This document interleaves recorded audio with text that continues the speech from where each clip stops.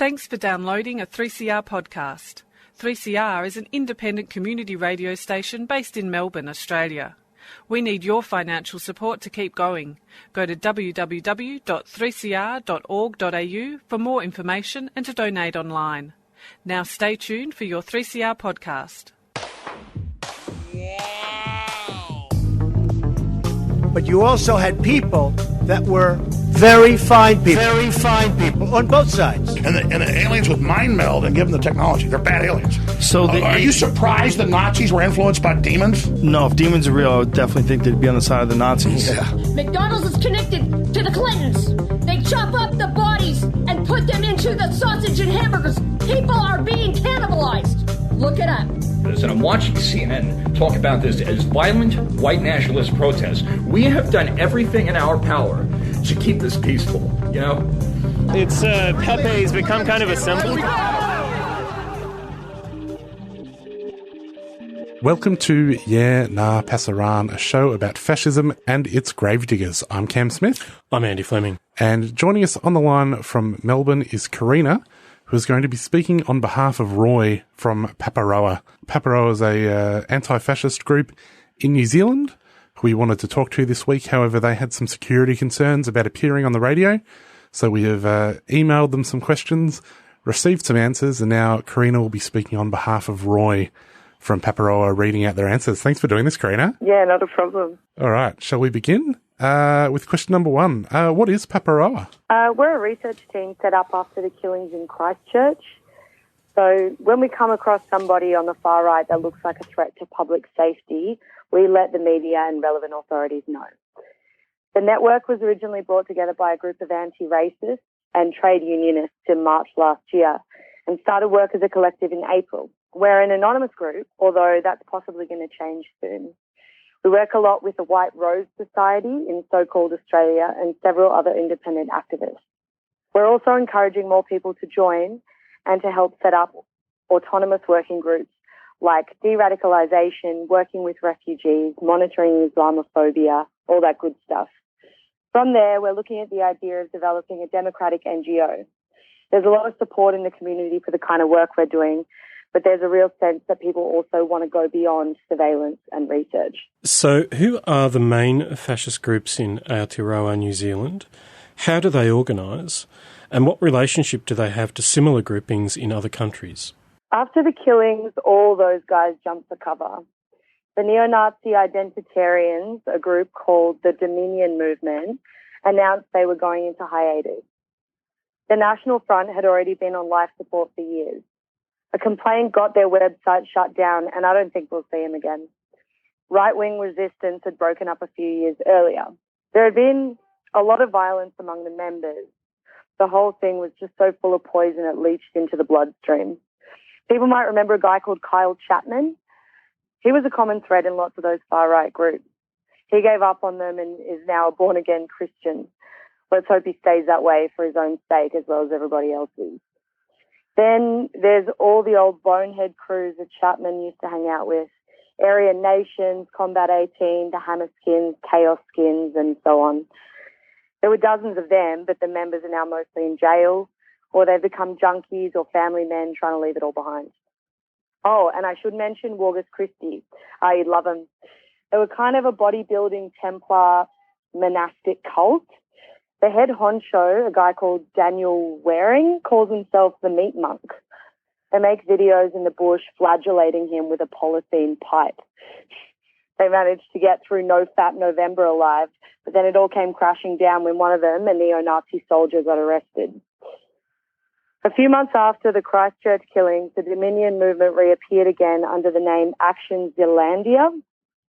The neo-Nazi soldier was one of their leaders, and we can prove that, but he denies it.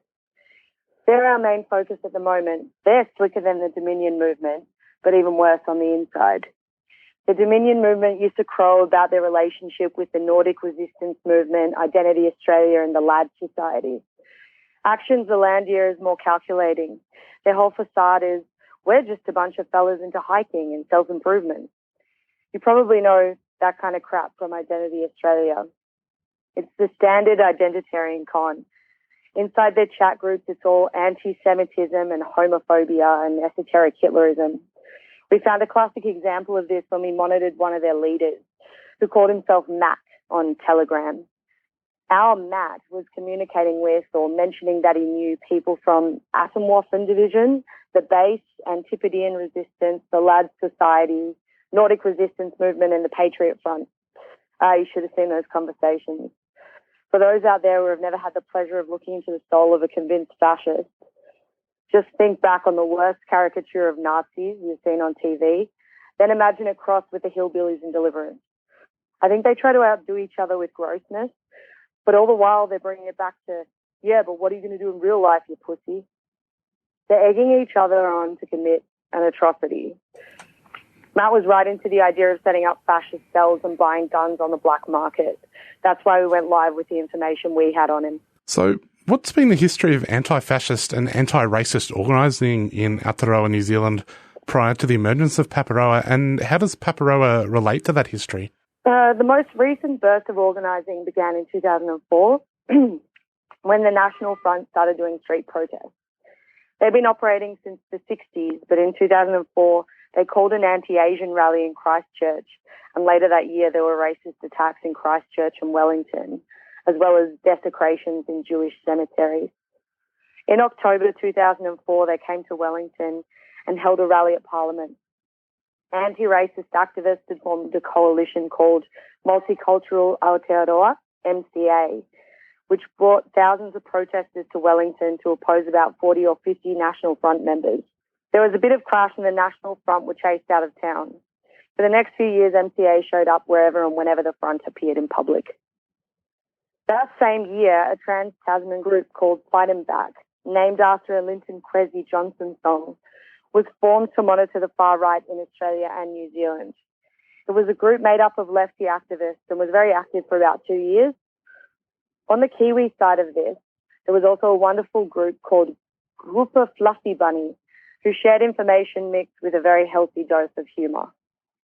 When Kyle Chapman left the National Front, the fascists gave up on public events. A few activists kept an eye on them over the next few years, but not a lot happened. Chapman ran for mayor of Christchurch a few times with no success, usually coming last or close to. Then in 2009, he formed a group called the Right Wing Resistance, RWR. They started doing racist vigilante work, which they called anti-crime patrols, and eventually this led to white pride rallies in Christchurch. Local leftists and anti-racists organised rallies to oppose them, and the RWR also tried to disrupt left-wing election meetings. As we said earlier, they eventually tore themselves apart with violence and infighting. Donald Trump's presidential campaign really energised the alt-right in New Zealand. A few of the people involved with Fight Them Back were involved in monitoring them, as well as the old National Front, which was becoming more active again.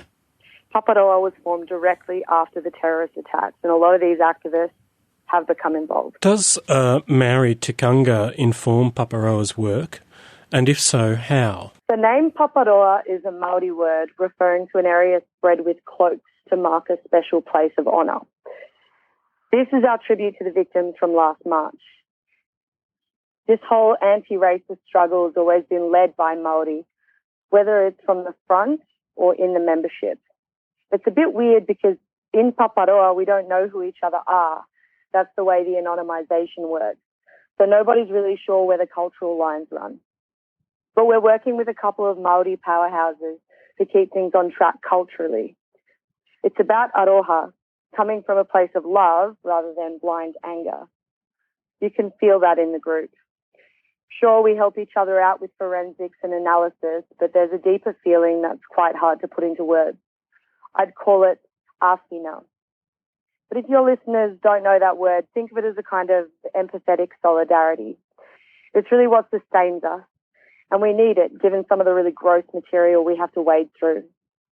Āwhina is certainly not a thing that's central to Anglo-European culture or the racist side of it anyway. You can tell that by looking at the atmosphere in the far-right Telegram, Discord and riot chats we monitor. As an example, when the Action Zealandia member Matt got sprung recently, People from the groups he was in almost immediately started talking about what a bloody idiot he was. The massacre revealed a truly psychopathic streak among many on the Australian far right, not just among followers of seed culture, but also within the ranks of the so-called patriot movement, the people who the Australian media would describe as concerned Aussie mums and dads. Two specific incidents that spring to mind. One was a Fraser Anning event at a pub in Sydney, where supporters gave a toast to the killer. There was another case in Newcastle where a man made threats online to repeat the massacre here. The comments on his posts, people you wouldn't look at twice in the street, were universally egging him on. How do you understand the relationship between these sorts of expressions by the extreme right and those made by members of the general public? And is the same sentiment to be found among so-called patriots in Aotearoa, New Zealand? God, it's hard to comprehend, isn't it? In the months after the killings, we saw some disgusting rants and social media posts from people you normally just think of as suburban redneck racists. And these haven't gone away. There was a huge public backlash against racists after Christchurch, and I think that scared the pants off them. They realised the community had had enough, so they started up their perennial whinge about freedom of speech. In reality, New Zealand has the weakest laws on hate speech out of any Anglophone country. And even what there is on the statutes is never enforced. There was only ever been one charge under Section 61 of the Human Rights Act, and that was about 40 years ago. Basically, these people just huddled together for warmth while the storm raged around them. But the fact that they'd drawn closer led to a pretty intense case of confirmation bias. Many of them are now utterly convinced that everything they say, no matter how ill-informed and brutal it is self-evidently visionary brilliance. Check out Awake New Zealand with Carol Saiki on YouTube. It's incredible. She's just so senseless and ill-informed and spiteful, it leaves you speechless. I think that's a real problem within the far right. For people like you and I, the default pronoun is we. That's how we see the world. We include other people when we think about social issues. And if we have an opinion, we share it because it's good for people to talk and read things into the public discourse. But for the far right, it's this endless outpouring of I. What I think is what actually is. Other people's views either correspond to that in a way they like or they're written off. For whatever reason, their egos have been trained not to listen. Folks like Carol Saiki and Lee Williams and Warren Knott are putting the I back in ignorance. The New Zealand government was quick to respond with changes to gun laws. What's been the material effect of those changes? You've also worked with the White Rose Society in Australia recently to reveal that members of Action Zealandia were using encrypted chats to discuss the ease with which weapons could be acquired on the black market. Are you concerned that members of the far right in New Zealand still have ready access to weapons? There's a lot of guns in New Zealand because of our hunting culture, and every farmer has 2 or 3 shotties out the back. Taking certain types of semi-automatic weapons out of circulation was a step forward, of course, but we all know how easy it is to get your hands on a gun in this country. There's more than 1 million of them in private hands. At least they've tightened up the licensing process, though. The Christchurch killer bought his guns and ammunition online, and when he applied for his license, the 2 referees he gave were people he'd met in a chat room. Earlier, a man who'd met him on a shooting range went to police to warn them about this man, saying he was mentally unstable. They didn't even keep a record of that discussion, so the killer got a license for 10 years. You mentioned White Rose. Big shout out to them and to the independent researchers we work with and our new mates in Paradox. Yes, we're all concerned about weapons, especially when they're coming from the black market. There are just so many different ways of mounting a terrorist attack.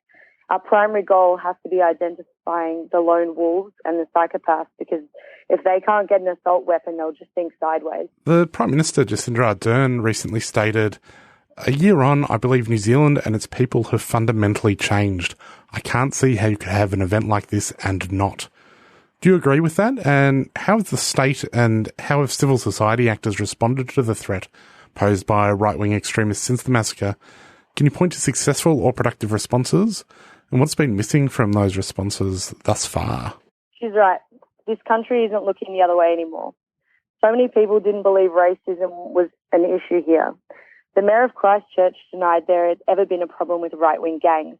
Jesus, she was talking about Bonehead Central. There have just been so many murders and attacks over the years.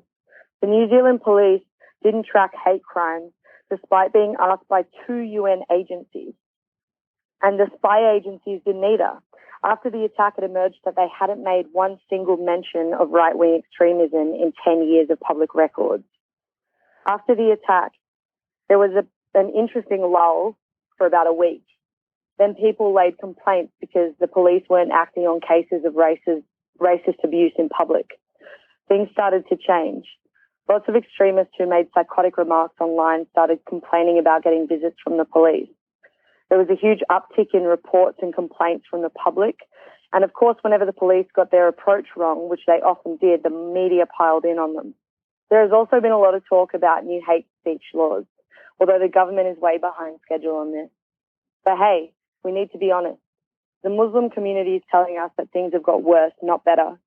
And our research totally confirms what they're saying. There's been more abuse and more attacks. That's the index we need to be using, not some feel-good list of various steps that are being taken. You are listening to Yeah Nah Passaran here on 3CR 8:55am, 3cr.org.au and 3CR Digital on your DAB radio. We're currently speaking to Karina from 3CR, who is reading out answers to questions we asked of Paparoa, an anti-fascist organisation in New Zealand. Recent years have witnessed the emergence of a cottage industry dedicated to de-radicalisation, largely directed at at-risk Muslim youth, but increasingly targeting the extreme right. Do such programs exist in Aotearoa, New Zealand? Do you consider them useful? If so, and how does anti-fascist monitoring such as that engaged in by Paparoa fit within this paradigm? We've got no national program or de-radicalisation centre here. There might be some informal faith-based initiatives, but if there are, we've not heard of them. We really need something. We've been in touch with a couple of Australian outfits and we've done some experimental outreach ourselves, but I wouldn't pretend for a minute that we've found any silver bullets. A proper de-radicalisation program would be great. It's so overdue. It's one of the projects we will look at if we can get the public-facing NGO up and running. God, it's difficult work. I have nothing but respect for people working in this field, even though so many of them are from far-right backgrounds themselves and have done shitty things. It's about finding ways to move on for yourself and for others. Christian Picciolini in the US has said that what lures people into far-right culture is its sense of identity, community, and purpose. That's a combination that few of us could resist. I think that's our challenge in terms of de-radicalisation. We need to be finding alternative ways to build identity, community, and purpose. And if we do it, it will work because it takes people beyond all that fear and anger. That's the way far-right people describe it when they find a way to move on. It's a sense of relief and liberation. Just finally, despite all the madness, it's really been encouraging to see groups like Paparoa emerge to combat the threat of white supremacist terrorism. How can people support you? By joining us. Honest, above else, that's what we need. People and energy. As Bobby Seale put it, the best way to fight racism is with solidarity. We need all the public involvement we can get. And if you're a Kiwi living in Australia or an Australian who wants to support this agenda, please don't let geography get in the way. We need to work on this together and we need to share what we know. If you're interested or if you want to find out more, our website is paparoa.org and you can also reach us at support@paparoa.org. That's PAPAROA.org. Awesome. Well, thanks very much for joining us, Karina, in the form of Roy from Paparoa. Thank you. It's been weird but good. Thank you very much. Well, Andy, that was very interesting. Yes. An interesting format as well. Yeah, first time we've done that. But maybe not the last. No. You never know. Yeah. Any thoughts? Well, yeah, I've got a few. Yeah. Yeah. They tend to buzz around inside my head. I suppose it's significant that it was only last week that a man was arrested in New South Wales and has been charged with preparing to undertake a terrorist act and described as being someone who was on the right or the extreme right with neo-Nazi interests and anti-Indigenous interests. I expect that we may discover that that person may be linked to others on various online networks, and in which context I suppose it's worth emphasising that, yes, as Paparoa said, there's always opportunities to contribute to that sort of research, and I'd encourage anyone who takes an interest because, there's I'd suggest that there are many tyrants out there, to be honest, and sometimes it does make sense to pay more serious attention to those people who are online and making threats or utterances of one sort or another that might worry you, to join with others in establishing and contributing to the work of these networks, because it does actually have an impact, as we saw in the case of the young man associated with Action Zealandia. And of course, over time, these groups and individuals will develop, I suppose, more efficient ways of disguising their online activities. However, that's not foolproof. And I think one of the effects is to the extent that their online productions are limited, they're reaching a smaller audience, which you would hope and you would reasonably expect would mean that they're reaching less tyrants and having less of an effect in that way. So I do think it's not entirely, well, the fact that some of these groups and individuals are forced to operate in more clandestine forms means they're more difficult to monitor, but at the same time, arguably their impact is reduced. So I guess my message would be for those who want to, I can assure you that there's lots of open source intelligence work to be done. We shouldn't rely on the state or the agencies to undertake that work. It's, in my opinion, better, and I think we can point to examples of anti-fascists engaged in this research who've actually had an impact. So I would encourage listeners to, pay attention and contribute where they can and when they can. Yeah. And if you're stuck inside for the next 6 months, you really have no excuse. Yeah. Put your downtime perhaps to good use if you can. So just on that, obviously it is an ever-changing world. Yeah. But no pasarán. La lucha continúa. Yeah. We will carry on through the pandemic. We will. Until it fells us. Yes. Yes, until we too are swept away. But no, we're going to continue on. And also on that note, if listeners have ideas about people they'd like us to talk to or subjects we should discuss, then please feel free to let us know. Yeah. Not saying that after 10 episodes we've completely run out of ideas. We haven't. Not at all. We haven't, but, it might be good to just get in now. Yeah. Yeah, form an orderly queue. There's no need to rush or to panic and to try and ensure that your subject will be discussed. But, feel free to be in touch or to keep in touch and to let us know what you think. And, You can message us on Facebook. We're at Yena Pasarán. Or you can tweet at us. You're at Slackbastard. Mm-hmm. And I'm at Sectenheimer. Yes. Yes. And you can also listen to this radio show as a podcast at 3cr.org.au/pasarán. Andy's been doing a very good job so far getting those all uploaded. Well, for many years I wasn't Cam, but I decided, new show, new leaf, I'll change my ways, and I have. Well, that's all we've got time for. Let's go out with a song. This is Asian Dub Foundation. New Way, New Life. Sounds right. See you next week. Global Intifada's up next. Bye. Bye.